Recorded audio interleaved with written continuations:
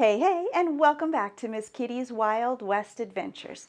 You all know I love a good outlaw story. Well, today we're hitching up the wagons and heading out of town, way out of town, all the way down to the outback to meet a scrappy Irish kid who grew up poor, tangled with the law, built himself a suit of iron, and took on an empire. Sound like a folktale? Well, buckle up, because this is the story of Ned Kelly. This one's got iron, intrigue, and one heck of a showdown.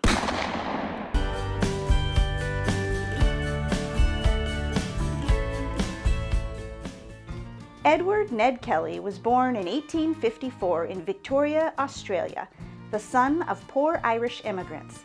His daddy, a transported convict, died when Ned was just 12 years old. From that moment on, life was a series of punches, and Ned was always swinging back. By 14, he was already well known by local police.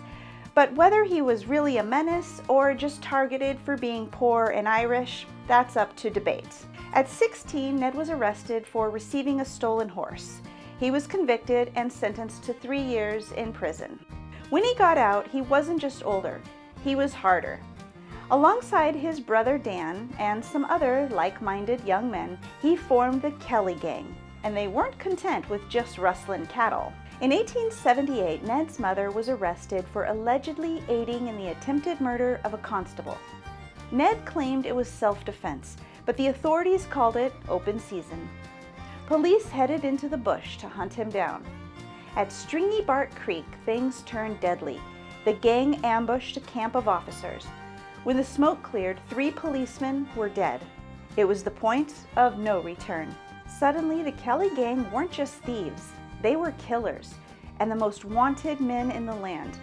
The colonial government offered £8,000, dead or alive. That's about $1 million today. But Ned wasn't just robbing banks, he was making a statement. In 1879, he dictated a 56-page rant called the Gerald Derry letter. It was part confession, part revolution, and part poetry. Ned railed against corrupt cops, British rule, and the rich who trampled the poor. Here's a taste. It will pay the government to give these people who are suffering innocence, justice, and liberty. Now that don't sound like a stick-up man. That sounds like a folk hero in training. In June of 1880, the gang holed up in the town of Glenrowan. They had a wild plan: derail a police train, hold hostages, and make their last stand. And they came ready for war, each one of them wearing homemade suits of armor, hammered out of plow blades. Ned's armor alone weighed 90 pounds. He looked like a medieval knight, stomping through gunfire. The siege lasted hours. Hostages escaped. The gang was gunned down, except Ned, who staggered into view like a ghost made of iron. Shot in the legs and finally captured, the Iron Outlaw had fallen. Ned went on trial in Melbourne, and despite public sympathy was found guilty of murder.